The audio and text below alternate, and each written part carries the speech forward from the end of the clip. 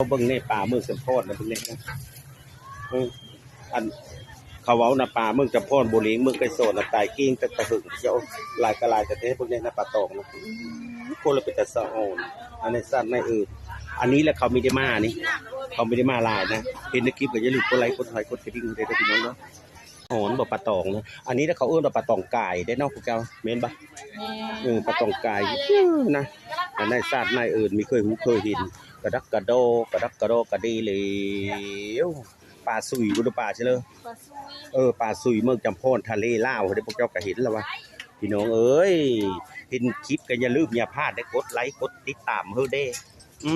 ทั้งสองไม่ยงนะพิมพ์คำว่าแม่ใหญ่ยง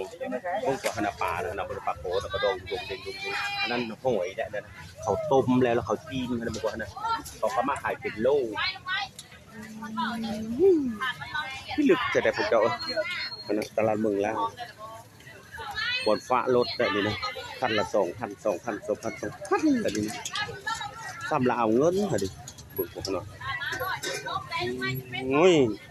ค่อยมาขายตื่นนะได้ขายได้เลยดิส้มอันนั้นน้ำปลาเด้เสื้อตะมงอันนั้นขี้เล็กคือขี้เล็กคือยังเท่านั้นเลยกินหมดแล้วอันนั้นเป็นไงนะอันนั้น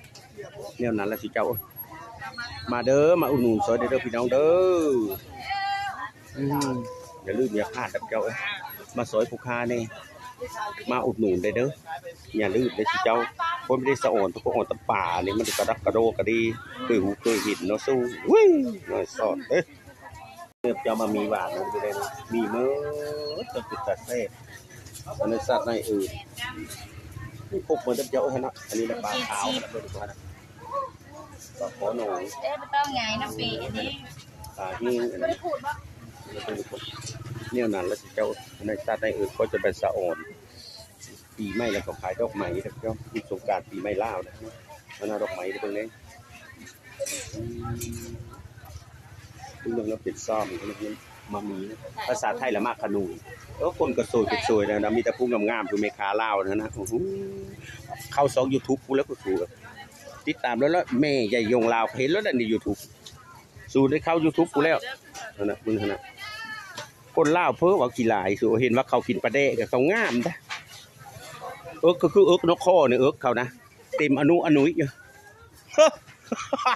เคืองแล้วล่ะก็ซื้อปลามามั่งนะเบื่อปลาตึกสะดุ้งขนาดก็ซื้อนี่เลยกล่องนึง25,000 กีบเขาซื้อเมื่อจืดจ้าล่าแล้วใส่ขี้เรียบร้อยเพิ่นไข่เฮ้อละปลาคอมันแซ่บนะพวกเจ้าปลาคอนะมันแซ่บย้อนอย่างมันจังแซ่บสิ่งปฏิกูลไหลลงมาแต่เมืองจีนไหลลงมาแต่เม่นม้าไหลลงมาแต่ไทยแลนด์ไหลลงมาแต่ภาคเหนือของลาวคอยพายุภาคกลางมันละโน่ของตัวนั้นไหลลงมาแล้วนะผ้าเฮือดปากของเนี่ยแซ่บอร่อยมากนะจ๊ะมาอีกแล้วเก็บซื้อขี้เล็กขึ้นมาตลาดแล้วก็ดีเขาเจ้าส่งมาให้เลยนี่ผู้ที่8 โลที่8 โลนี่ขี้เล็กนี่โอ้ยงามแต่ดูเอาเบิ่งนี่เม็ดเท่าเก็บคักได้นะผู้ที่8 โลเก็บซื้อขี้เล็กเจ้าเอ้ยเก็บซื้อขี้เล็กขายได้แล้วก็ซื้อเกณฑ์พวกเจ้านะซื้อปลามามั่งนะปลาอันคองนะเขาตึกสะดุ้งใหญ่เขานะค่อยฮิตนะนี่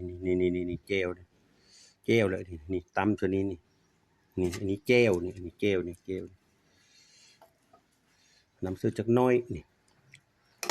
พักกลับก็มาถูปูเองอันนี้เข้าเหนียวก่อนโหนน้ำมันละเสพเถอะเจ้าเนี่ยนี้ละโพเมพาค่อยพักกินตะเก้านะสิเจ้าขณะจำเจลนี่นะจำเปิมซะนี่นะจำนี่ครับมาโซ่กับพ่อประสานพึก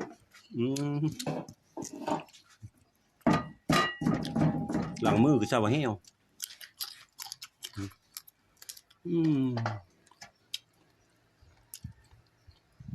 จ่างเพชรเฉลินอยู่น้ำปลามาชิดใช่ไหม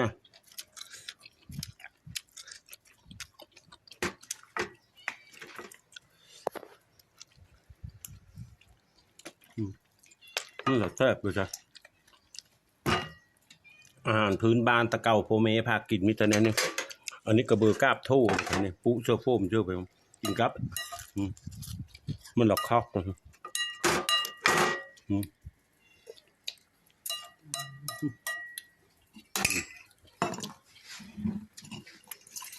น้ำเย็นเย็นเฮามัน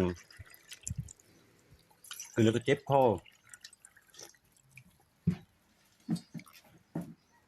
กินน้ำร้อนไข่ได้เลยที่กูเป็นเพื่อจะเจ็บคอคือคอจะมันกินน้ำเย็นลายโอ้ยเอาแท้เอาหวาเคยกินน้ำร้อนพอมากินน้ำเย็นเย้า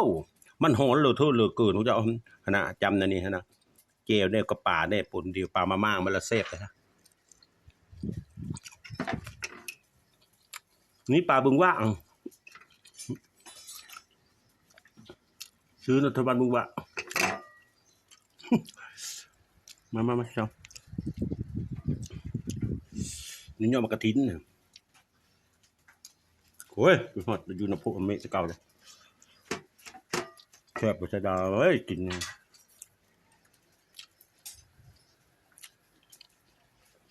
ตำข้าวคกหม้อคุณสาวลงไปตำน้ำเอ้ยก็จะติดแท้แล้วเอ้ยผู้เสียผู้หลวงหกขึ้นมาตำข้าวตำน้ำแล้วกันกินในพวกเห็ดอาหารชาอย่างโอป่าโอปีเนี่ยกินมื้อเช้านะกินแล้วก็พักกันเป็นหน้าแหละสองน้อง